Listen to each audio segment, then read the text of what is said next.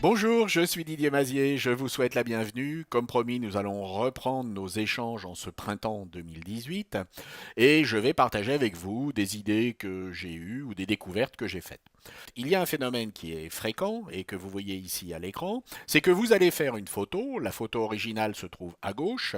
Lorsque vous avez vu ce paysage, il était magnifique et puis lorsque vous regardez la photo que vous avez obtenue, eh bien, elle n'est pas terrible. C'est le cas ici, par exemple, elle est un peu terne. Cette photo a été prise avec un iPhone 6 ou 6 Plus ou 8 ou je ne sais plus, mais en tout cas pas avec un appareil qui aurait permis de capter toutes les finesses de l'image. Et l'image telle que je l'ai vue au moment où j'ai pris cette photo, eh bien c'est celle que vous voyez sur la partie droite de l'écran. Nous allons voir ensemble comment, avec Lightroom, nous allons pouvoir, à partir de la photo de gauche, arriver à celle de droite, en faisant bien attention à ce que notre travail n'aille pas trop loin, de façon à ne pas obtenir au final une mauvaise chromo. Mettons-nous au travail dès à présent. Je suis donc dans Lightroom et j'ai pris deux précautions. La première précaution, c'est bien entendu de passer en mode développement, de manière à pouvoir accéder à l'ensemble des réglages qui me sont proposés. Et puis deuxièmement, d'afficher sur l'écran l'image avant les réglages et puis après les réglages à droite. J'ai donc cliqué ici sur cette icône et vous voyez que ici, j'ai à gauche l'image originale et puis à droite l'image telle que je vais l'obtenir avec les différents réglages. Les réglages que je vais mettre en place maintenant ne sont pas des réglages systématique pour toutes les photos, il ne s'applique bien entendu qu'à cette photo. Mais ce qui est intéressant, c'est que vous allez pouvoir comprendre à quoi correspondent ces différents réglages et puis ensuite les adapter à vos photos. Nous allons commencer par les réglages de base. Nous avons une image que je considère comme étant relativement froide et avec des teintes qui ne sont pas assez vives. Je vais donc commencer par augmenter la température et la teinte. Alors, c'est quelque chose que je peux faire doucement.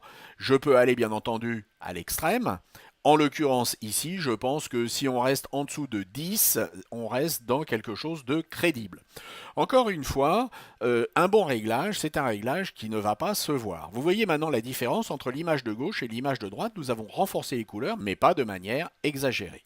Nous allons procéder de la même façon avec la teinte, c'est-à-dire recoloriser légèrement cette image. Donc nous allons aller encore une fois dans quelque chose qui va être inférieur à 10, ça peut être 4, 6. L'exposition et le contraste sont à peu près bons. Nous allons pouvoir travailler sur les hautes lumières, c'est-à-dire les parties très blanches de l'image, sur les ombres, c'est-à-dire les parties qui vont être très grises de l'image, et puis sur les blancs et les noirs. Alors nous allons pour les hautes lumières baisser considérablement ces hautes lumières de façon à regagner de la matière dans le ciel. Et c'est ici que j'ai pu regagner de la matière dans le ciel. Je vais faire la même chose avec les blancs. Et vous voyez que j'ai gagné considérablement de la matière dans le ciel. Je peux également toucher légèrement aux ombres, mais il va falloir y aller à la petite cuillère et non pas à la louche. Je pense que si on est sur moins 7, moins 8, on a quelque chose de suffisant. Nous avons ensuite la notion de présence. Il s'agit ici du contraste sur les tons moyens, de la correction du voile, de la vibrance et de la saturation. Donc nous allons commencer par la clarté. La clarté, c'est le contraste, mais ce n'est pas un contraste général sur la totalité de l'image, mais un contraste uniquement sur les tons moyens. Ce qui va nous permettre d'augmenter légèrement le contraste sans avoir une image qui va devenir trop charbonneuse. Alors nous pouvons ajouter ici une trentaine de niveaux, 30, 33, 35. Et puis la correction du voile, c'est ce qui va nous permettre d'enlever le voile atmosphérique, cette espèce d'effet de brume que l'on a dans les photos. Alors de la même manière, on va pouvoir aller à peu près dans les 30 niveaux et vous voyez qu'on obtient des résultats qui sont assez intéressants. La vibrance concerne la saturation des couleurs sur les tons moyens et puis nous avons la saturation des couleurs de façon générale. Nous allons pour la vibrance ajouter également une trentaine de niveaux, et nous pourrions ajouter une trentaine de niveaux sur la saturation, mais vous voyez que très vite, on va avoir quelque chose qui ne va plus être réaliste. Ici, le ciel devient carrément complètement jaune. Alors c'est vrai que c'était un coucher de soleil, mais pas à ce point-là. Donc ici, il va falloir évaluer correctement notre image. Bien entendu, il faut que votre écran soit calibré de manière à ce que vous obtiendrez à l'impression la même chose que ce que vous voyez à l'écran. Et puis nous allons ensuite continuer. Nous pourrions travailler ici sur la courbe des tonalités, mais en l'occurrence ici ce n'est pas particulièrement intéressant. Nous allons nous intéresser aux détails, c'est-à-dire essentiellement à la netteté. Notre appareil photo a flouté légèrement la photo et il se peut que j'ai bougé lorsque j'ai pris la photo. J'ai donc besoin de regagner en netteté.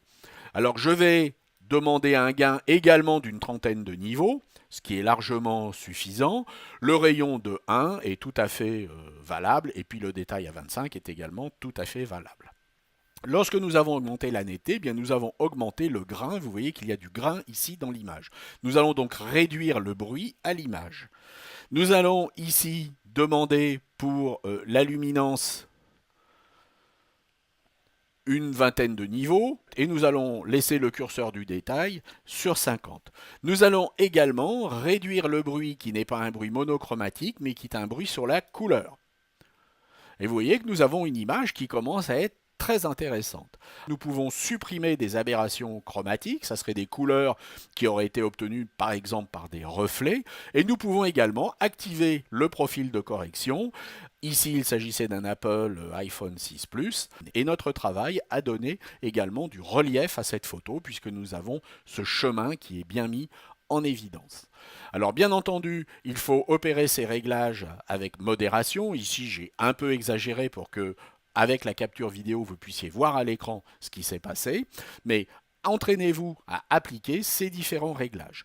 Notez une petite astuce, c'est lorsque vous avez réglé une photo, vous allez pouvoir appliquer ces réglages en partant d'une photo de référence. Vous voyez que ici j'ai ces deux photos, je vais pouvoir maintenant choisir ici une photo de référence, qui peut être celle qui se trouve à droite, et je vais spécifier ici que la photo qui va se trouver ici sera ma photo de référence. Je vais donc placer cette photo ici, et je vais pouvoir faire des réglages de manière à ce qu'il colle à la photo de référence. C'est quelque chose qui peut être utile lorsque vous avez à travailler différentes photos avec à peu près les mêmes réglages à effectuer. Nous pourrions aussi, bien entendu, enregistrer les réglages et puis les rappliquer sur d'autres photos. J'espère que cela vous a intéressé et puis je vous dis à la semaine prochaine. Au revoir.